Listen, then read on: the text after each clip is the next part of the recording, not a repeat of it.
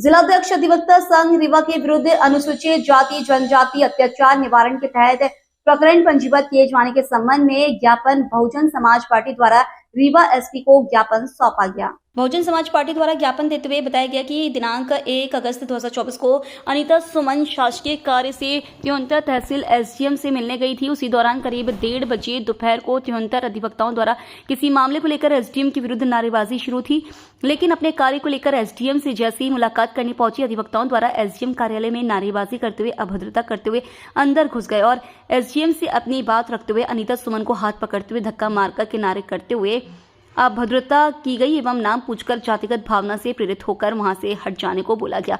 जिस मामले को लेकर दिनांक 5 अगस्त 2024 को पुलिस अधीक्षक से मिलकर पूरी घटनाक्रम को बताया गया, जिसमें जांच चल रही है। उसी मामले को लेकर दिनांक 9 अगस्त 2024 को प्रेस कॉन्फ्रेंस के दौरान राजेंद्र पांडे जिलाध्यक्ष अधिवक्ता संघ रीवा द्वारा अनीता सुमन जिलाध्यक्ष बसपा मऊगंज एवं सभापति स्वास्थ्य एवं महिला बाल विकास जिला पंचायत सदस्य रीवा को हरिजन शब्द से अपमानित करने एवं एसडीएम त्योंतर व अनीता सुगन के बीच संबंध क्या है, ऐसे आपत्तिजनक वक्तव्य प्रेस कॉन्फ्रेंस के माध्यम से कहना और साथ ही अनीता सुमन हनुमाना से बार-बार त्योंतर क्यों जाती हैं कहकर अपमानित किया गया। राजेंद्र पांडे द्वारा ऐसे वक्तव्य प्रेस कॉन्फ्रेंस के माध्यम से पूरे जिला एवं प्रदेश व देश में मीडिया द्वारा देखा गया, जिससे अनीता सुमन के मान सम्मान को गहरी ठेस पहुंची है। राजेंद्र पांडे जिलाध्यक्ष अधिवक्ता संघ रीवा के विरुद्ध अनुसूचित जाति जनजाति अत्याचार निवारण के तहत प्रकरण पंजीबद्ध किए जाने की बहुजन समाज पार्टी ने मांग की। आप भी देखिए ज्ञापन देते हुए क्या बताया गया है।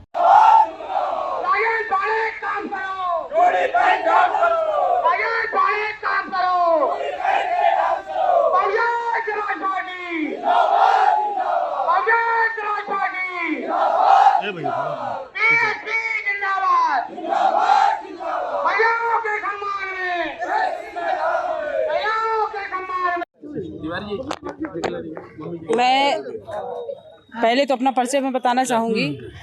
मैं अनीता सुमन जिला पंचायत सदस्य स्वास्थ्य एवं महिला बाल विकास की मैं सभापति हूँ और मैं पार्टी की बहुजन समाज पार्टी की मैं जिला अध्यक्ष मऊगंज की हूँ। मैं शासकीय काम के लिए अपने कुछ कार्यकर्ताओं के काम के लिए मैं त्योंतर गई थी। क्योंकि मैं सभापति हूँ तो मैं कहीं भी जा सकती हूँ। मैं वहाँ गई तो मैंने जैसे ही मैं रास्ते में ही देखी तो जिंदाबाद मुर्दाबाद के नारे लग रहे थे एसडीएम साहब के खिलाफ। तो मैं अंदर यूँ ही मैं प्रवेश की साइड से, चूँकि फ़ोटोग्राफ और वीडियो में भी है, वहाँ मैं जा कर के मैं साइड में मैं खड़ी हो गई। वहाँ पर एक चेयर थी, मैं वहाँ पर बैठ गई। इसके बाद अधिवक्ता लोग वहाँ पर नारेबाजी करते हुए प्रवेश किए। प्रवेश करने के बाद वो लोग वहाँ पर जूता फेंके उनके ऊपर। इसके बाद फाइल फेंकने लगे, फाड़ने लगे।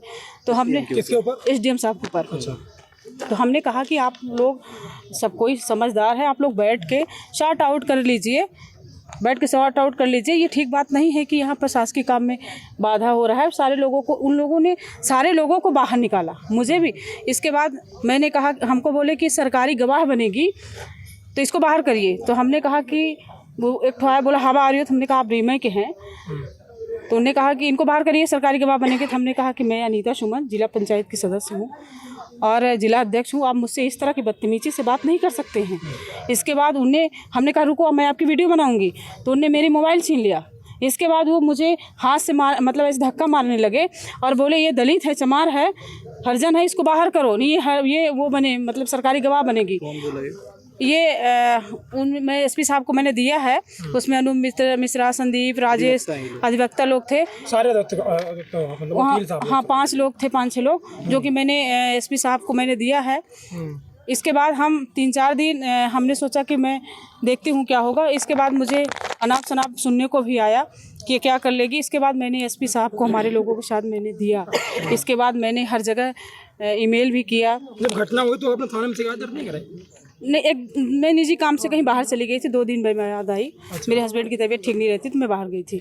इसके बाद मैं आई तो एसपी साहब को दिया, मैंने पेन ड्राइव भी दिया, ऑडियो का भी, वीडियो का भी। इसके बाद हम इंतज़ार करते रहे तो कुछ नहीं हुआ।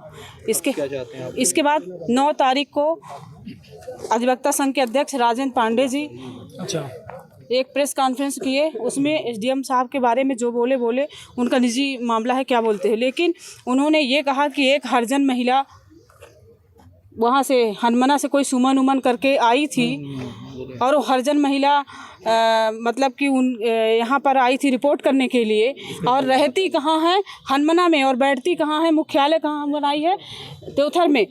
जो कि मैं कभी नहीं जाती हूँ। मैंने एक बार ही अभी गई थी हाल में, और मैं सभापति हूँ, तो मुझे राजेंद्र पांडे से पूछने की ज़रूरत नहीं है कि मुझे पूछना है।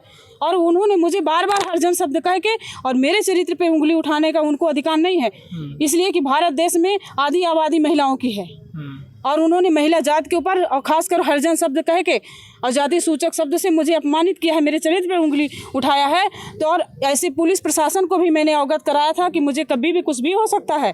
ये पुलिस प्रशासन आज तक उन पर न तो कार्रवाई किया, जो 4-5 लोग हैं, न तो आज तक उनके ऊपर मुकदमा पंजीबद्ध हुआ। उन लोगों ने मेरे साथ अनैतिक संबंध मतलब शारीरिक टच किया, मुझे ढोंसा, तो उनके साथ कोई कार्रवाई नहीं हुई। और ये राजेंद्र पांडे जी इस तरह की बात अगर की हैं, तो मैं इस शासन और प्रशासन से और इस देश के सरकार से मैं ये मांग करना चाहूँगी, और मैं ये बताना चाहूँगी और कहना चाहूँगी कि मेरे विरुद्ध, मेरे साथ जो इन लोगों ने घटना किया है, इनकी कार्रवाई मैं चाहती हूँ। और हरजन जो शब्द कहते हैं, मैं एक दलित महिला हूँ, और ये भारत के संविधान में कहीं ये हरजन शब्द नहीं लिखा हुआ है, इसलिए अधिवक्ता बनने से पहले उनको ये सब पढ़ लेना चाहिए। मैं मुकदमा चाहती हूँ और SC/ST कायम हो और उनको गिरफ्तार किया जाए, उन सारे लोगों को। किसके विरुद्ध?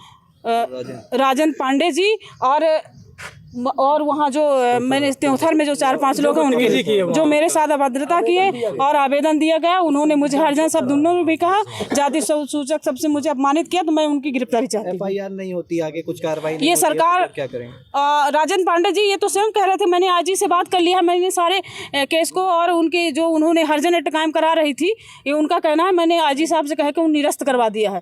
तो ये महिलाएं, हम तो सड़क से लेकर के और सदन तक ये बात रखेंगे, और इस देश में आधी आबादी महिलाओं की है, इसलिए हम सरकार से और पुलिस प्रशासन से ये कहना चाहेंगे कि SC/ST कायम करके और मेरे जो चरित्र पर उंगली उठाया है और हरजन शब्द का जो उन्होंने उपयोग किया है, उसके लिए उनको मुकदमा कायम किया जाए। अनीता सुमन जी हैं, तो उन पे कुछ अभद्र टिप्पणी जो अधिवक्ता संघ के जो है राजेंद्र पांडे, उनके द्वारा की गई है, ऐसा उन्होंने अपना ज्ञापन सौंपा है।